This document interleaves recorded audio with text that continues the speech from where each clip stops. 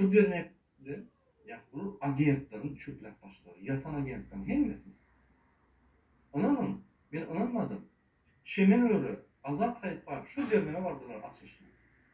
Ne mi diyor? Bize uğraş görüşüyor. Konsolu var ya. Onların gitmiş geçiyor. Niye gitmiş geçiyor? Onu banditler. Şuraya yatan agentlerin yani gücüydü. Yine şu sente hem yatan agentler kaldı. Görüşenler var şu görüştü. Ben ne uygun söyledim. Azat kayıt var. Niye hiç bize karşı görüşüyor? Anladım sonra işimiz yok. Bir demokratik yolu var ya. Salam, hormatly vatandaşlar. Men Türkmenistan'ın Demokratiya Vatan Türkmenistan gıysaça halk hareketinin lideri Murat Kurbanov. Palşivi.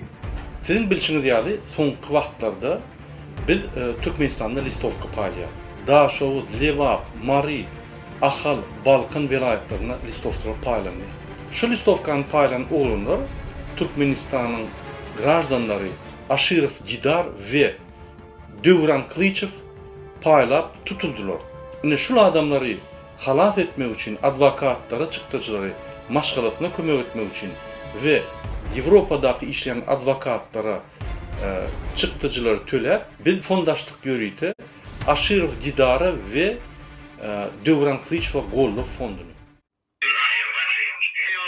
Ayaldolarının her barada gürrüňi. Pulundu. Näme esko senmi? Sen gür. Näle gomy? Bu küntü meni geçen yıl biz yine Türkmenistan'a gidiyoruz. Yolumuza pul yok dedi. Boyla dedim tap verdim emmesine emnam ettim. Karoçi yine biz yolda dedi çıktık dedi. İran'da dedi 10 gün geçen son biz Türkmenistan'da dedi karantinda yatırız dedi biliyor musun?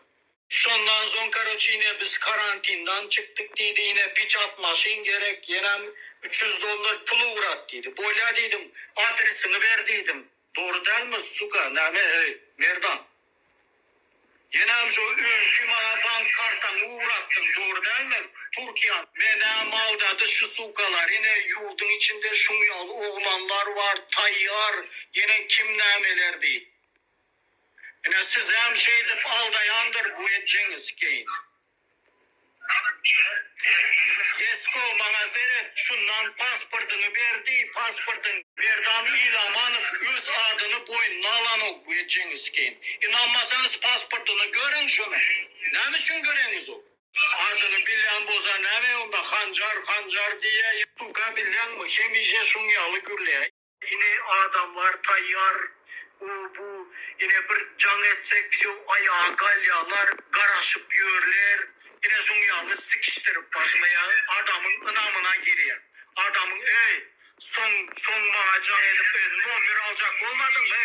Türkmenistan'daki o tanışların numarini ver bize koşulsun diye. İnformasyonu alıp hemmenizden şu informasyon şu tayda yurdun içinde nece adam şu tanış bileceğin numarini alıp gönü satya edeceğiniz kendi şu. Yine şu adam şu satya. Ben size yüklenen dinlemem.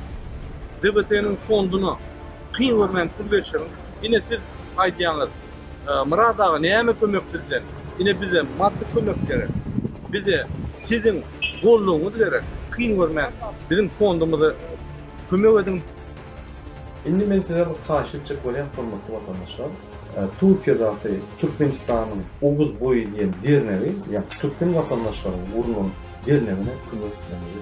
Hataplara kim näme geçirildi? Bir dolar 50 santim geçirildi.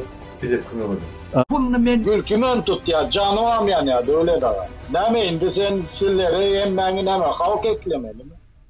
Onun sonucu bize yakınmıştı. Ben o kurtardım. Şu demokratik hareket boyan mı olsa?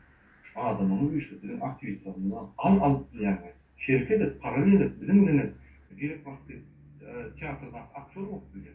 O hem mi bilimlerini? Bu başlarsın benim eğinde zat diyenlerimize 5-6 sene hakikat sorup gördüm çattı. Mene sırası MHM'nin işgari edeydiler ha. Men ettim siz dedim. Siz näme dedim ama yalanınızı şu vaqt içine savur ettim velin. o 500 dolardan 800 dolara geçti. Ondan sonra o yadıma düşen o 14'ünden sonra miting edip başladılar. Mün adam Türkmenistan'da çıktı dedim. Ben Türkmenistan'da Davut hakkında hiç kim bilen ama diyor. Bana geldiler ama anlamadı hiç çok olardı. Hiç kim bilen ama sen 5-6 adam için bütün nemin zat etmen dedim. Anını çaykaman dedim de. Bunlar yalanın üstüne yalan deyip doğrular ama çıdap bile maksa bu zatları bağırsarsın. Саддам, привет, как дела? Саддам, если сможете, флаг тоже поставьте, это с Индии, и туркменский флаг поставьте рядом. Если вы первыми сделаете, можно я в другую группу тоже отправлю потом? Я тебе тексты на туркменском хочу отправить, если ты не против, но с другой группы пойдет?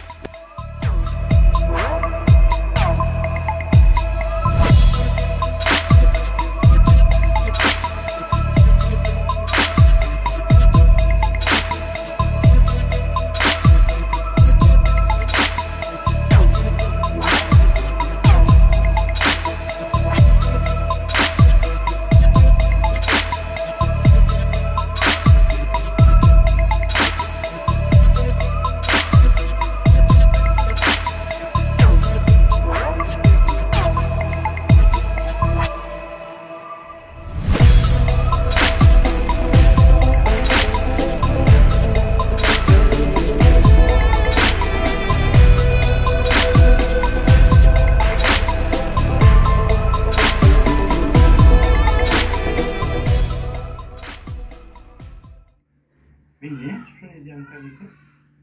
Bütün bir sistemi var ki. O sistemde de her gün görüşenler başı yani sentralize olmadığı yani sakmak gibi.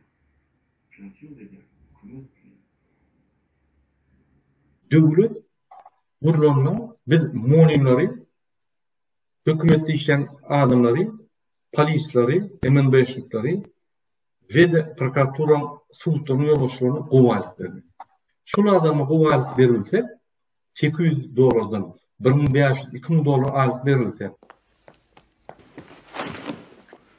Да ты что, сукин сын, самозванец, казенные земли разбазариваешь? Eğer de iş sağlığın köp olsa onun üstüne koşup gidersin. Kim 800 dolar alır, kim 500, kim 1000 alır, kim o rasyotları olur. Yani minimalna sen 4. yıllarda 400 dolar, 350-400 dolar aldın. Yani 1. yılın sonuna eyyem 120 dolardan gidersin. Minimal. Хватит! Хватит! Ох, как он поет! Как он поет! Он душу из меня вынимает. Еще немножко, я не смогу его убить. Benim bir üytköşük sözden adam değil. Üytköşük gaframanım değil. Üytköşük bir aklımım değil. Öz kutusu yüreğimi bilen, aklımı bilen, şu zatlar çözmeli. Men aydanına ya başka bir aydanı o yalan. Özüm serinim. Ne yapacak aktivistler? Azat Kaypan spiskte var. Birlerin öyünü var. Her aktivistin öyünü var. Canı tehdit ediyorlar. Yine bunu canın önüne çeşitler başlıyor. Kıramız tükür etti. Bu yolda bulunup Sovyet yolları müşahede edildi. Ne açıyor? Yani derine açıyor. Türkiye'nin polisleri, konsullar uyuşup yani Raşit Merev'in kontrol altında Bir Muhammed'in yani kontrol altında derine açıyor. Yalan bilen gitsen, in sonuna barjak erin bolcak zadın şovsuzluk, maskaraçılık. Maskara olup gidi oturlar. Bir yalanam değil. Iyizlanam yöne beyleki yalanlarım seplek gidi oturlar. Biz yürüyte fondaştık. Şu yerdeki yani tutulan aktivistlere kömek etmek için. Bular yani iş edilen ok, iş edilen ok bular yani. Muna iş etmek değil ok bu. Maşinliklik, maşin işçisi oluyor. Ağırlamak, talancılık, başka da değil. Bunun tamam yok, hiç adam yok. Bu borç görüşlerini, etip görüşlerini.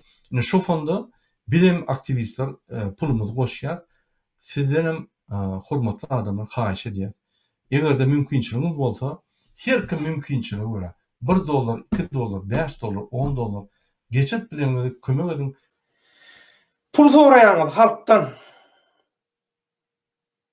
Aho, bedine misler. binamuslar, haramzadalar, doymaz, dolmazlar. Türkmenistan'a pulun vermen, ağlap çürkek kaydan adamlarınız azmy? Şo yeten okmy? Şo yetik dämi sizi? İnnisi diýene daşary urtda bir garna aç, bir garna dok, uçuýupsyz pul alyp berenlerden pul ýugnajak bolýanmy? Olar ýaly adamlara pul bermeliler. Hormatly watandaşlar, siz bir zada düşünmeli. Birinji bilen biz pullary özümizde toplandyk. Näme üçin halkdan pul almaly? Siz halka pul verin. Hani siz halkın toparydyňyza, halkın hereket etdiňize, halkın adamydyňyza. Hawada yıkılan görüşden doymaz diye. Şoryalı kolya, bu hakimiyeti dürlü dilli uşukluklar bilen ele geçirecek bolyanlar olar üçin azart. Bilýärmi? Azart ni igra diýilýär, azart oyunna olar üçin. Olar üçin poker oýnanýaly, kart oýnanýaly, kazinoda oyun oýnanýaly olar üçin halkın ykbaly bilen oyun oýnanýar. Olar üçin şeýle, şoň bulara bildirýän zat ýok. Innem cübüňizdäki 5 panada 5 euro, 5 dollara häzir bolun. Indi şoňa gözükdiler. Galan zatdan hiç tadı başar ölmediler. Inni geldi şoňa diýredi şu wagt hemme ýagda. Halkı başka tarafa koyacak. Olur mu? Ben onu karalama, onu şöyle olsam oluyor. Öyle ihtiyar. Öyle arayı öyle. Ayıp gelelim. Türkiye. İdiot deyip hata edýärmi? Diňe mi? Devetimi.